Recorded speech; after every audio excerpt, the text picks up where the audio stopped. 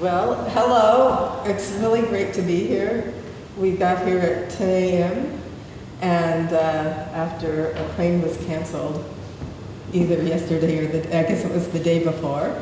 And so this is just very special and lovely, and the book designs are just super, so thank you for Thanks being for with commenting. Mohammed. Yeah, this was like really so fun to come up with the cover. I mean, he came up with it, but Yeah. to get to vote on it was great. These are dialogue works, and often, but not always, begin with something that a good morning or something that implicates good morning, and sometimes they just launch into some kind of report of a dream. And the book is dedicated to Barrett Watton, who's in the audience, and my son Asa Watton, but Barrett was the main interlocutor of this book, which wouldn't have existed because our conversations made the pandemic lockdowns better than they would have been by a lot. Negations. Hi, and thank you. It looks like the omelet is more ready than. A peculiarity of the moment, or all my dreams were empty. Then you weren't really dreaming. No, I was dreaming without there being any content. Neither trivial, ephemeral, narrative, or consequential. The opposite of the crunchy parsley and pungent mushrooms in these burnished, eggy folds. Is it worth my asking what is an empty dream? My curiosity is hovering on the threshold of obliteration. That's dramatic. Okay, it's as if there were an outline of an event, but no event, and the outline is indiscernible. The event is a river, and it has no qualities except. First you said there's no event, and then you say it's a river. Are you awake yet? Those you assign to it naturally. I'm afraid I am in arrears to nature. I did tell you I am not yet fully present. Despite this, the eggs are quite flavorful. They stand out. Some people like the attention, but are we talking about eggs? Do they like attention?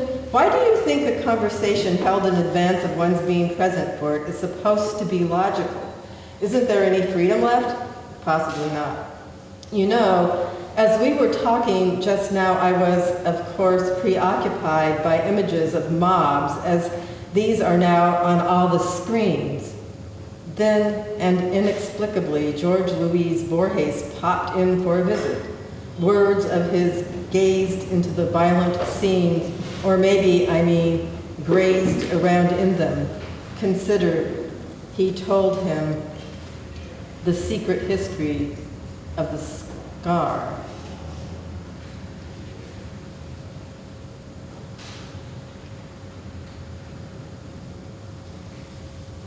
Threshold. When things go on too long, there's a feeling of a thing being stretched such that its behavior is not unlike a rubber band that doesn't perform. It gets tossed into a pile of waste out there on the land just hidden behind a river and a little bridge bound by historical preservation rules. The prospect is of a shape in a state of suspended decay and enduring. Of course it won't last forever. I find myself in an updraft of tension between parasite and history, then striating variations bulking out shoot skyward within shifting light and abundant foliage. The season sparrows through the pandemic time beyond annual markers, revealing silt and mud, then reveling in muck as it issues the sonic landscape dimmer behind its gushing sorcery, so unpredictable from one second to the next. What sounds through furrows, gulfs, and holes bends? Words can't stay its pleasures, denied by signs to not eat fish. Desire and toxicity born together in a flow-through. Glaciated thoughts in which rivers terrify me, people making their way in canoes for millennials stopped. Next, an epic got short on barges stopped. Forwarding Earth's guts, the people gutting the earth, and those overseeing the gutting. 3 around a manhole with a single hard hat descending in a mirror of excavation. Stopped. My thoughts stopped at view of a real dammed river the bike path crosses, fed by Smith, Silver, Port, Willow Run, Fleming, Swift Run, Mallett's, Traver, Allen, Boyden, Henny, Miller's, Mill, Portage, Livermore, Arms, Hake, Chilson, Horseshoe, Lake, South Ore, David, Woodruff, Man, Pettibone, Norton, Creeks, and varying from 340,000 cubic yards of polychlorinated biphenyl remediation to watershed topped with impermeable surfaces, to channelization, to urbanization, resulting in habitat reduction, to top-grade clear water fishing, reminding me gratuitously of the parties I never got to. Last night, S at a threshold was telling me about one, and I said I'd go, but needed to dress. She ran through night while I was struggling with a zipper. When I got downstairs, no S, and my blue bike with the shiny tall wheels missing, having been locked, but as S told me later, locks don't signify, and I wasn't invited to the party anyway. A feeling of entourage and mistaken identity caused me to wonder if S, who describes herself as a turtle, was really S. She seemed to be elevating socially while in an unusually frantic mood, and the river of my reverie no longer the Huron, but the Detroit. On one side, casinos and breweries, and the other, barges and hodgepodge skyline. Which is which? You know the switch, the yachts and motorboats. Swarm infinity, those mosquitoes, as unsentimental as a 12-lane freeway, the river.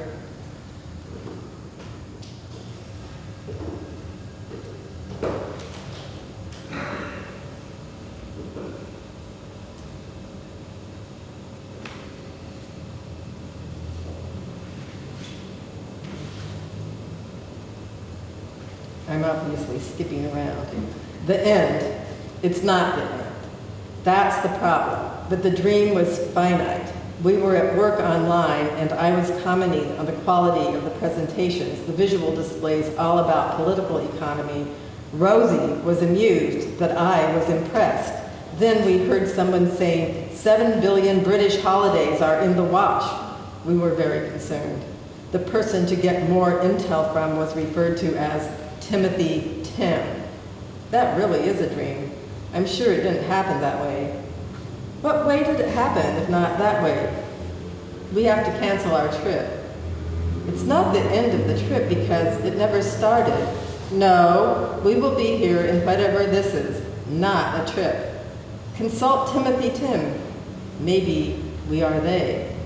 Or him. Who? There is no Timothy Tim. Did you hear what happened to Smolny? That is an end. And futures people carry with them. It goes on like that for quite a while, but I can't tell a witness. May I quote you? When? Poison. I woke up to the word poison. Has that ever happened to you, the word at the end of a sentence, and you can't remember the sentence except poison? Oh, I am sorry, puppy. I didn't know you were the only one in the room. Are you talking to the dog again? No, you. I thought you were behind me. Where are you? Down here. I was with V in the garage. They are borrowing a tree saw. Come on up and talk to me if you like. We don't need to yell. Say hi to V. Woof. Okay, how's it going? It looks messy in here. Hello, I was dreaming about communication and perversion and the end to something, but the only detail I can recall is the word poison that came at the end of a very long sentence. I feel weird. Sounds like the neighbor got to you. I don't want to think about the neighbor. Thinking about that neighbor infects my sense of general goodwill toward the others. You know the rabbit hole. I'm not so sure your psyche isn't drawn to it, the rabbit or the hole. You tell me. Okay, look, my dear armchair shrink pal, it's time for breakfast. Can you start it? I want to see what V is up to. Ask V in. Don't step on the puppy. She's sleeping on the threshold. I just missed her. I think human instincts about not stepping on or smothering pets when we aren't paying strict attention are more intact than we might think. The warnings are all about reminding us because accidents happen. Consider inebriation, blackouts, and distracted thinking. What if the public service announcements instead focused on the cultivation and awareness of the instinctual response? Did you notice that V has a rather nonchalant attitude toward potential accidents? I sense that this is an indication of a more general attitude about the future. I'm not so sure V fits that description. They have been cautious of late, only since the pandemic, now on the wane. V, come on in. We were just wondering about how you view the future. The future is a brand. A brand? Yes, fill in the blank and you'll have your brand. V, you don't mince words, do you? Not if I can help it. Are you still having tea in the morning? Yes, that would be lovely. Thank you. Woof. Grand Prix. As if in a, the lawn of submerged cherry red and white convertible. Over there, the acousmatic gong, the brain without dutiful investment, instrument in the day to come, not awake. Yes? Not really, though. The car is actual, yes, that. Clear statement, though it rains. Again, not pausing for season, Grand Prix, a prism for landscape duty. Have you been reading poetry? Yes. These are the best slices of white nectarine. Thank you, not to be confused with poetry my mother knew too. It need not be novel, always I mean what? Did you make of the car a date reclaimed, which reminds me, will you meet me in Detroit this evening? It is almost evening. Now, in a certain mood, drawn to mineral, craving mineral, sinking with hours, left of the day, I saw you fall and repeat the fall.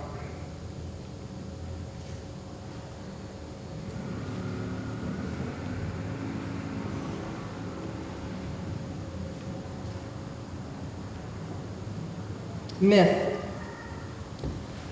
The message offered in the image of young women fleeing to an unwelcoming border in terror, sadness, desperation, via the spectacle of digital color photography is not a message about their loss of power, but of abandonment. The morning begins in the kind of grief one can experience sitting at a picnic bench under the shade of a black and white striped umbrella. Let's call the picture, women need to take up arms. I never thought I'd hear you say that. I can't bear the thought of holding the gun, and yet you say, we have done it before, taken up arms. Who will train us? We need to find defectors from the US military who will go into hiding and tunnel us into cool, cavernous spaces with plenty of water and provisions. The borders are thick as prison rebellions. And therefore we shall appear as phenomena, incoherent to the guards. The helicopters will mistake us for wildfires and mirages, snarled in heat waves, out of the glow of the red-orange factory spewing dust and debris as colorful as headscarves and non-Western clothing trapped in Western camera lenses. The figure of a monstrous male rises, and that is us. Of course, all the guards see is the male form, even if it is draped in munitions and visions of boundary violations to the degree that it takes up so much space you can't see the body at all. Is this what they call a projective stalemate? No, it's the regeneration of sirens. Does one have to become a woman to screw you? I am screwed, and you too, already. I mean, I know a dirty word that frees the mind. Yes, though you will need to protect your mind from that mind. And this isn't possible. You're already screwed. The architecture of everything we need to draw on to defend ourselves is based on cooperation and struggle, ensnared in violence coursing through the digital feed, and in it, that dirty word is forbidden. The fruit, served to seduce future entrepreneurs and engineers, is a delusional shelter, a fete of permits, allowed brief entry into the sanctuary we believed in small futures, and now, under the umbrella of a tree-lined urban street in an interior region stolen from the age of aviation, we fly to someone else's aid with nothing to offer, with only the clothes on their backs, the weapon of thought when faced with annihilation. I'll end with fugue. It looks like the omelet is more ready than I. All my dreams were empty. Is it worth my asking what is an empty dream? A speck of a someone on a Berlin street in overexposed light. I did tell you I'm not fully present. Your surrogate's declaration of another decade, as in your dog goes well with the settee. I notice you're in the habit of interrupting me this morning. I'm rehearsing for the part of a murderess, with the sun fanning the window. Now she's brushing her hair. Then I turn off the TV and look at you with a wet mouth. Where? Out the window? Again, a dim sense that having been chased and surveilled in scenarios of chaos and surveillance and chaos puts me in another era, one that straddles this era when I wake up. There are, of course, libations used to wet tongues. Mine is on the moist side. As it issues the sonic landscape behind its gushing sorcery, a scenery confused with poetry my mother also knew. While I was struggling with a zipper, certainly not on your own, and now you are leaving the house to do what? I'm going to the park with the dog and eat junk food on a bench while you sit in the backyard in a lawn chair and read Merleau-Ponty, tired from pulling weeds, and wait for some attorney to call. What I can't tell a witness, we're being bugged. The person to get more intel from is, where? In Texas? Are you drinking Octave?